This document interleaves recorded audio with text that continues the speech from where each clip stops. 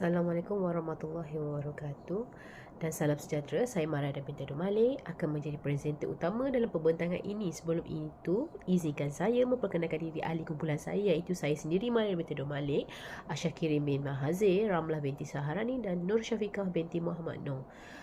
Kumpulan kami akan membentangkan mengenai isu upskilling dan reskilling semasa pandemik. Okey, untuk slide seterusnya, mengenai pengenalan, pada tahun 2019, dunia telah dikejutkan dengan satu virus yang mengancam nyawa manusia dan boleh menyakiti antara satu sama lain. Virus ini dinamakan sebagai COVID-19. Wabak ini mula dikesan di Bandar Raya Wuhan, Hubei, China pada pertengahan bulan Disember 2019. Ketika dalam tempoh itu, semua aktiviti sosial dan ekonomi tidak dibenarkan buka dan semua orang wajib untuk duduk di rumah masing-masing dalam tempoh PKP. Dalam tempoh pandemik ini, kebanyakan organisasi telah mengalami kemerosotan dan dalam mengaut keuntungan tiada perniagaan dapat dijalankan. Setiap organisasi pula perlu mengadakan latihan kepada para pekerja untuk melatih mereka supaya dapat berjalan seiring dengan teknologi terkini. Tambahan pula, sudah 2 tahun kita menghadapi pandemik ini, yang menyebabkan masyarakat mempunyai batasan untuk meningkatkan kemahiran dan berkemahiran semula. Okey, untuk slide ini kita akan bercakap dan juga membentangkan tentang kemahiran semula ataupun dikenali sebagai reskilling. Okey, kemahiran semula bertujuan untuk melatih pekerja bagi mengisi jawatan lain dalam syarikat yang sama. Juga dikenali sebagai kita semula profesional. Ia biasanya melibatkan latihan dalaman mengenai set kemahiran baru. Okey, matlamatnya adalah untuk melengkapkan pekerja dengan kebolehan yang diperlukan untuk menyesuaikan diri dengan fungsi baharu. Assalamualaikum, saya Syakirin bin Mahazir 260570. Di sini saya akan membentangkan slide yang seterusnya, di mana meningkatkan kemahiran upskilling. Peningkatan kemahiran bertujuan untuk mengajar pekerja kemahiran baru untuk mengoptimumkan prestasi mereka. Ini kerana dapat membantu mereka cemerlang dalam peranan semasa mereka dan mencapai keputusan yang lebih cemerlang. Contohnya, peningkatan kemahiran yang boleh menjadi eksekutif sumber manusia yang sedang belajar untuk MBA untuk lebih memahami keperluan dan ciri-ciri peranan seorang pemimpin. Seterusnya, perbezaan antara reskilling dan upskilling, di mana di sini yang pertama, kemahiran semula fokus terhadap menyediakan pekerja untuk pekerjaan yang baru. Ini berbeza daripada krisis pertengahan kejaya kerana jawatan baharu dan pekerja akan sejajar dengan peranan mereka lama mereka, tetapi memerlukan latihan tambahan dan kemahiran baru untuk berjaya dalam peranan yang baru. Yang kedua, peningkatan kemahiran fokus kepada membangunkan kemahiran yang baru untuk peranan yang sama. Di sini, peningkatan kemahiran hanyalah menyediakan pekerja dan dengan bantuan dan pengetahuan yang mereka perlukan untuk melaksanakan tugasan semasa mereka dengan lebih berkesan, cekap atau dengan cara yang lebih moden. Yang ketiga, pelaksanaan kemahiran semula. Di sini terdapat beberapa situasi yang digunakan untuk kemahiran semula. Antaranya adalah mengekalkan pekerja yang boleh dipercayai dalam prestasi mereka dengan lebih tinggi. Yang keempat, pelaksanaan peningkatan kemahiran. Di sini, peningkatan kemahiran bukanlah bererti mereka mengajar pekerja untuk melaksanakan kerja baru, tetapi ia berkesan kerana memberikan bantuan kepada mereka untuk berjaya dalam pekerjaan dari masa ke semasa. Cara untuk mengatasi kemahiran semula dan meningkatkan kemahiran. Kaedah terbaik bagi mengatasi masalah semula dan meningkatkan kemahiran adalah dengan menggabungkan arahan tradisional, kaedah latihan semasa bekerja dan aplikasi pengetahuan untuk melatih pekerja. Saya akan membentangkan faedah meningkatkan kemahiran. Yang pertama adalah peningkatan pengekalan pekerja.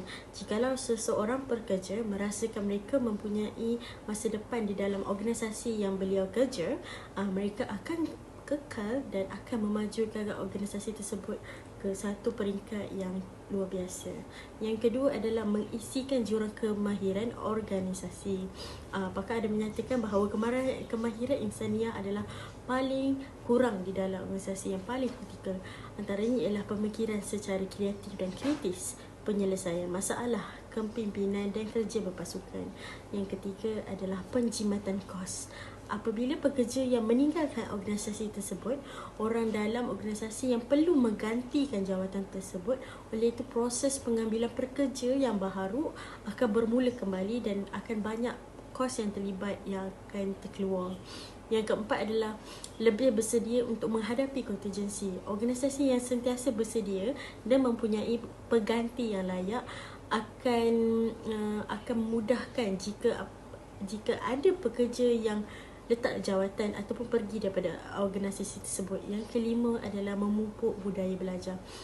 Untuk kekal menjadi seorang majikan yang bertauliah dan mempunyai dalam pasaran buruh yang mencabar waktu ni, organisasi perlu mengubah cara membangun dan melabur dalam modal insan. Perkara yang boleh memberikan kesan positif secara dramatik dalam perkara ini, persekitaran pembelajaran yang disokong oleh semua orang. Seterusnya saya akan membentangkan 6 langkah kemahiran semula. Ini adalah bagi memastikan organisasi berkembang dengan maju selepas menghadapi krisis pandemik ini. Pemimpin dan pasukan mereka boleh mengambil 6 langkah tersebut untuk membina kemahiran pekerja. Antaranya ialah dalam mengenal pasti kemahiran pekerja, melancarkan perjalanan pembelajaran yang disesuaikan untuk merapatkan jurang antara jurang kemahiran kritikal antara organisasi dan pekerja. Dan yang ketiga adalah membina kemahiran pekerja yang penting. Yang keempat, memulakan dengan pantas dan uji dengan cepat. Yang kelima adalah bertindak seperti syarikat kecil untuk memberikan impak yang lebih besar. Yang keenam adalah melindungi belanjawan pembelajaran. Okey, seterusnya saya Nur Syafiqah binti Muhammad Nur, nombor matrik 26802 akan membentangkan berkenaan dengan kesan meningkatkan kemahiran dan juga berkemahiran semula. Pekerja yang meningkatkan kemahiran, diorang berkebolehan besar untuk selesaikan masalah yang lebih sukar, dan juga diorang ni ada tahap produktiviti yang tinggi dan dapat tunjukkan prestasi yang lebih baik secara menyeluruh. Hasilnya, pekerja yang ada pengetahuan yang lebih luas, diorang dah biasa menyelesaikan masalah untuk organisasi, diorang dapat memanfaatkan kemahiran mereka untuk majukan dan tingkatkan prestasi organisasi. Okey, seterusnya adalah berkenaan dengan Upskill Malaysia. Upskill Malaysia ni adalah satu platform digital yang mana diorang bertindak sebagai satu tertingkap yang menyediakan maklumat komprehensif berkenaan dengan semua program latihan dan juga pembangunan kemahiran untuk rakyat yang ditawarkan oleh Kerajaan Malaysia. Kumpulan sasaran yang terlibat adalah individu, kementerian dan agensi kerajaan, juga penyediaan latihan. Okey, individu ni untuk mencari dan juga memohon latihan atau program pembangunan kemahiran yang boleh membantu untuk kukuhkan profil profesional. Kementerian dan agensi kerajaan ni berkongsi maklumat terperinci berkenaan dengan semua program peningkatan kemahiran semula dan pelbagai kemahiran yang boleh bagi manfaat kepada semua rakyat Malaysia. Untuk penyediaan latihan, diorang mendapatkan maklumat berkenaan dengan pembiayaan bagi program latihan ataupun pembangunan kemahiran yang ditawarkan oleh kementerian dan juga agensi kerajaan. Okey, apa yang saya boleh simpulkan berkenaan dengan tugasan kami ini, mereka yang meningkatkan kemahiran dan juga berkemahiran semula akan memperolehi ilmu pengetahuan yang luas. Keperluan latihan adalah untuk mencapai matlamat organisasi yang lebih besar dengan berterusan dan juga pandangan yang strategik, juga mempunyai teknik pengurusan yang baik. Tuntasnya, perlu untuk semua organisasi dan juga masyarakat untuk mempertingkatkan kemahiran dan juga berkemahiran semula untuk harungi dan juga berdepan dengan dunia yang semakin moden pada masa akan datang.